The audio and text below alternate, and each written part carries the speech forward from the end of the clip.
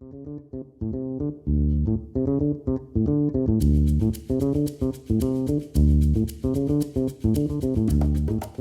33 is part of this group of problems from 32 through 34, which we had read the prompt for on question 32.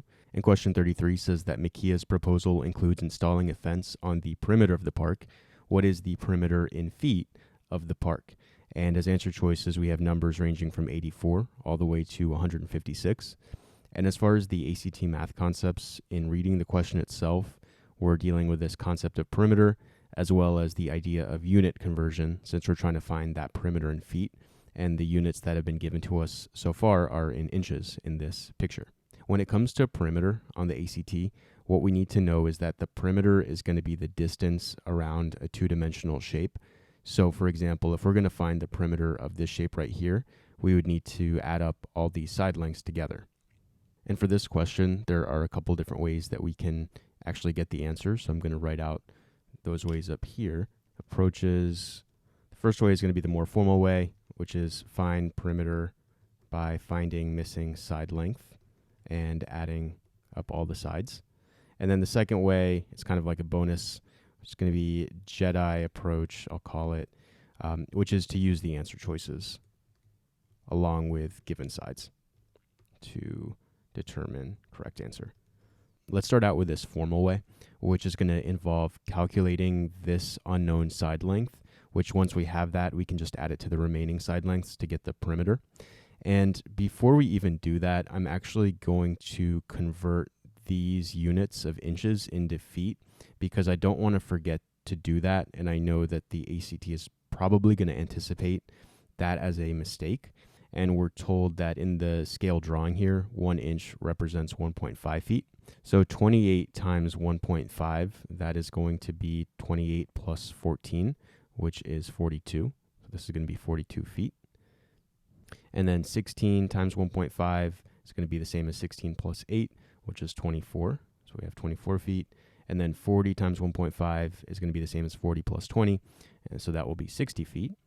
And at this point, all we need to do is calculate this remaining side length right here. And the key idea here is that when we're trying to figure out an unknown side length on the ACT or the distance of something, a lot of times it's going to come down to making a right triangle of some sort. The right triangle and the Pythagorean theorem is like a favorite topic of the ACT. So definitely whenever we have an opportunity to make a right triangle or draw one in, we're going to want to do that. And for example here, what we could do is we could actually think of this unknown side length as the hypotenuse of a right triangle and just draw in our own right triangle by drawing in a vertical line down here. And since it's a vertical line, it's going to create a right angle to this horizontal base, and all of a sudden we have a nice little right triangle that we can use. And in fact, we know this height that we just drew in is going to be the same as this distance from here to here, since they're the same length. And we had already found that that was 24 feet. So I'm just going to label this as 24 feet. And then we can also figure out the length of the base of this right triangle here, because we know that from here all the way to here is going to be 60 feet, and that from this point all the way to this point is going to be 42 feet.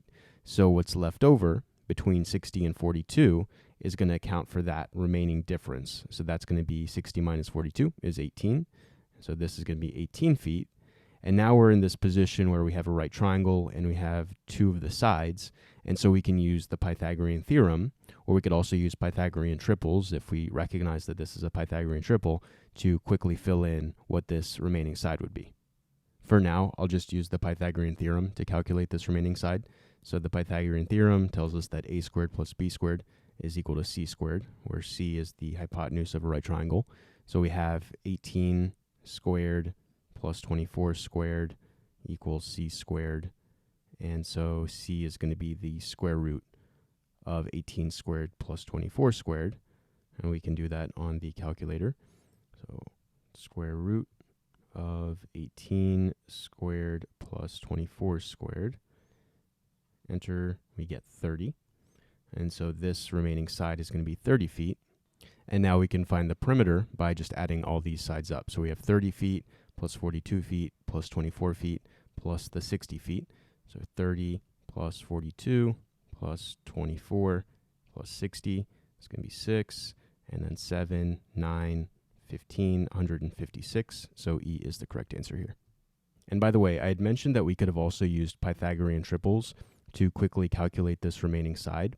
And in particular, what we could have noticed is that this is an example of a 3, 4, 5 Pythagorean triple, in that this side of 18 is just 3 times 6. So this becomes 18, and then 24 is 4 times 6. So that becomes 24. And then if we had seen that, then we could have just seen that this remaining side would be 5 times 6, which is 30, and immediately just written that down. All right, and now let's look at the second approach, which I had mentioned was to use the answer choices along with the information that's already been given to quickly figure out the only possible answer that could work here. And essentially this approach takes advantage of the fact that this is a multiple choice test and there are only a limited number of answers, as well as of an awareness of how the ACT tends to design its wrong answers. So specifically what we could do is we could think about what the sum of the given side lengths is. And we already knew just after doing that first conversion that this was 42, this was 24, and this was 60. And if we just add those up, sort of predicting that that might be a common mistake that the ACT would anticipate as a final answer or something, if we add those up, we get 6, and then this is going to be another 6 plus 6, we get 126. So just adding these three sides up, we get answer choice D. And of course, we haven't even added this remaining side, but whatever it is, once we add it, we're going to get an answer bigger than D, and E is the only answer bigger than D, so that has to be correct. Let's take a look now at the wrong answers, and we already saw how D was created, just adding up these sides, but not this remaining side after having converted the inches into feet. In a similar way, answer choice A reflects just adding the given sides, but in inches and not even converting into feet. And then answer choice B of 88 could reflect a similar mistake in terms of adding up the given sides here, as well as the radius of the merry-go-round for some reason to get 88. And finally, C is a kind of tricky answer in that it reflects getting the correct perimeter, including this last side, but doing it in inches and forgetting to convert it back into feet. And as always, I'm going to write out what we needed to know here mathematically to get this question right. Ultimately needed to know. We had to know how to find perimeter. And we also needed to know how to do Pythagorean theorem, or at least be familiar with Pythagorean triples. Theorem or triples. And finally, as far as ultimate takeaways on this question, there are a few of them. One is the fact that being able to create our own right triangles and sometimes even draw them into a shape like this is an important skill on the ACT, especially, as I mentioned before, when we're trying to find an unknown side length. So if we can see an opportunity to create a right triangle where that unknown side length is either a hypotenuse or one of the other sides, and then we can figure out what those other two sides are, then we can use the Pythagorean theorem to calculate that unknown side length.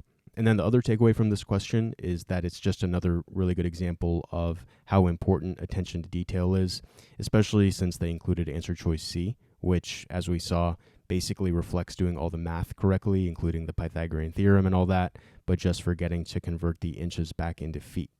And that wraps things up for question 33. Let's go on to question 34.